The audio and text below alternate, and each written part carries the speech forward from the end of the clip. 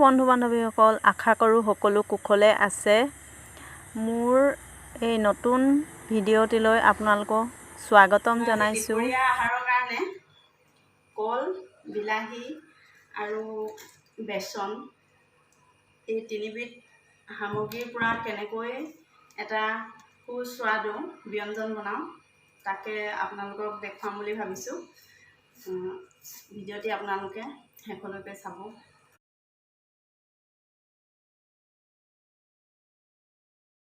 প্ৰথমতে মই কল বাকলি গুচাই ল'লোঁ।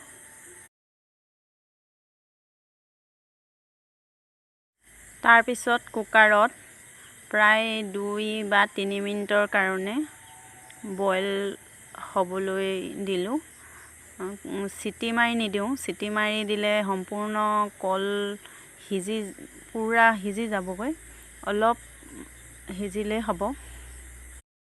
তাৰ পাছত এই যে দেখিছে কলৰ বাকলিখিনি, এইখিনি মই পেলাই নিদিওঁ, এইখিনি ধুই এইখিনিও বইল কৰিম। এইখিনিৰে মই এটা চাটনি বনাম।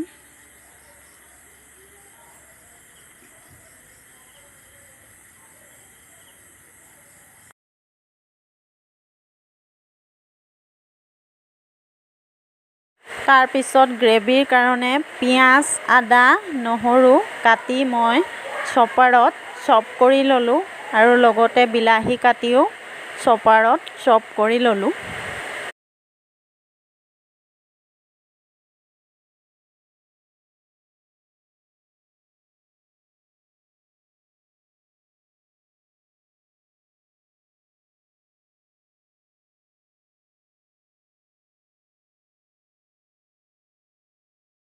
আৰু এইফালে কলৰ বাকলিখিনি বৰ্তমানলৈকে সিজাই নাই, অলপ টান হৈ আছে যিহেতু, আৰু অলপ দেৰি সিজিব লাগিব।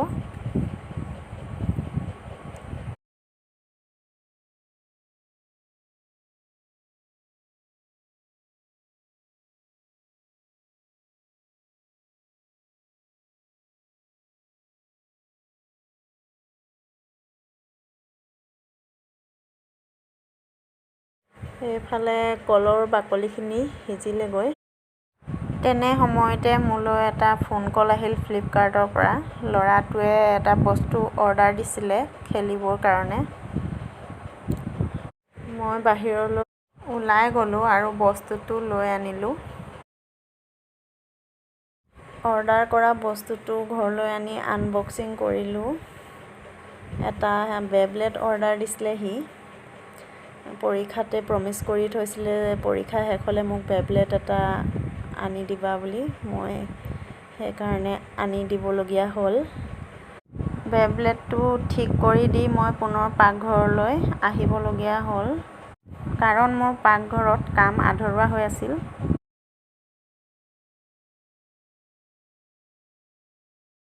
এইবাৰ সিজোৱা কলখিনি উলিয়াই ল'লোঁ।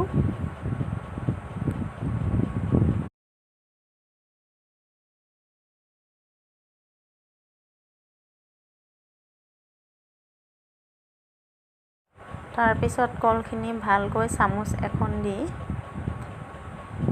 ভাঙি ল'লোঁ, কাৰণ গৰম হৈ আছিলে যিহেতু। চামুচেদিয়ে মই ভাঙিলোঁ। তাৰপিছত এয়া বেচন 1 কাপ আধা দিলোঁ। তাৰপিছত এয়া ধনিয়া পাত, পিচি লোৱা আদা নহৰু, লাল মিৰ্চি পাউডাৰ, জিৰা ধনিয়া সকলো যোনে যি মছলা দিব পাৰে আপোনালোকে দিব নিজৰ ইচ্ছা অনুসৰি। তাৰপিছত মই সানি ল'লোঁ। তাৰপিছত এয়া এনেকৈ বনাই ল'লোঁ।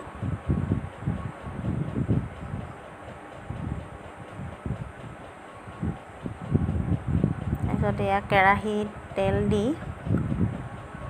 তেলখিনি গৰম হোৱাত মই এয়া ফ্ৰাই কৰি ল'লোঁ।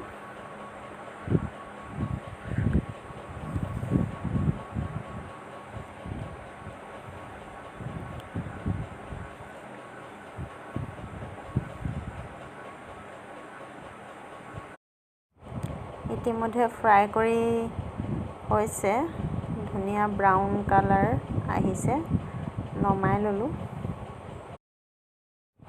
আৰু কেইটামান কেৰাহীত সিজিবলৈ দি এফালে মই যিখিনি বাকলি বইল কৰিছিলোঁ সেইখিনি চপাৰত লৈ ল'লোঁ। লগতে ধনিয়া, পিঁয়াজ, নহৰু, আদা, নিমখ, জলকীয়া সকলোবোৰ দি মই এইখিনি চাটনিৰ কাৰণে চপাৰত চপ কৰিলোঁ। আৰু চপ এয়া মোৰ চাটনি ৰেডি।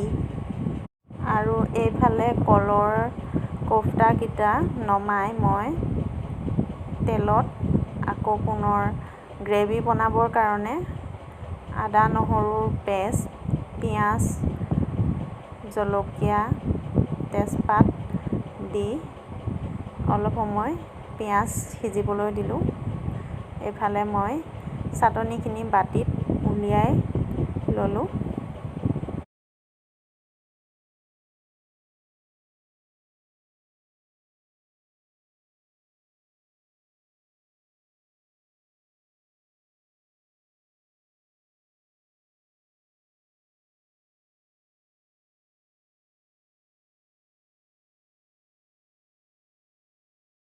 ইতিমধ্যে আদা নহৰুৰ ধুনীয়াকৈ পেষ্টটো সিজিছে।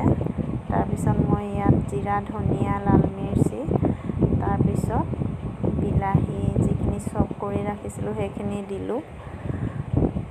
দি অলপ সময় পেষ্টটো সিজিবলৈ দি পানী অলপ দি দিলোঁ। তাৰপিছত ঢাকন মাৰি অলপ সময় সিজিব দিলোঁ। তাৰপাছত এইয়া চাওক কি ধুনীয়া এটা গোন্ধ আহিছে আৰু ধুনীয়াকৈ মিহলি হৈ গৈছে। তাৰপিছত মই ইয়াত দৈ 2-3 চামুচ দি দিছোঁ, ঘৰতে বনাই থোৱা দৈ।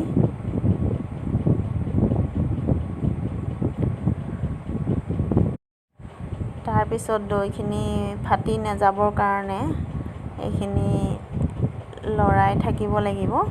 এনেদৰে লৰাই পূৰা মিহলি কৰি দিব লাগিব। এয়া ধুনীয়াকৈ মিহলি হৈ গৈছে। তাৰপিছত যি আমি কলৰ কোফটা বনাইছিলোঁ সেয়া ইয়াত দি দিছোঁ।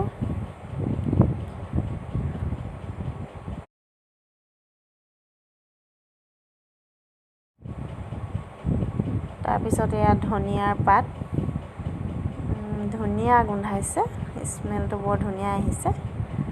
প্ৰায় এয়া আমাৰ ৰেডি হৈ গৈছে ইতিমধ্যে। ঔটেঙা আৰু দালিৰে সৈতে কলৰ বাকলিৰ চাটনি, কলৰ চব্জি, এইফালে এয়া ভেন্দিৰ ভাজি, এটা জলকীয়া আৰু এডোখৰ নেমুৰে সৈতে মানুহজনক ভাত বাঢ়ি দিলোঁ। সকলোৱে ৰেচিপিটো ঘৰত বনাবলৈ যত্ন কৰিব আৰু কেনেকুৱা পালে জনাবলৈ নাপাহৰিব। আজিলৈ ভিডিঅ'টি ইমানতে সামৰিছোঁ। বাই।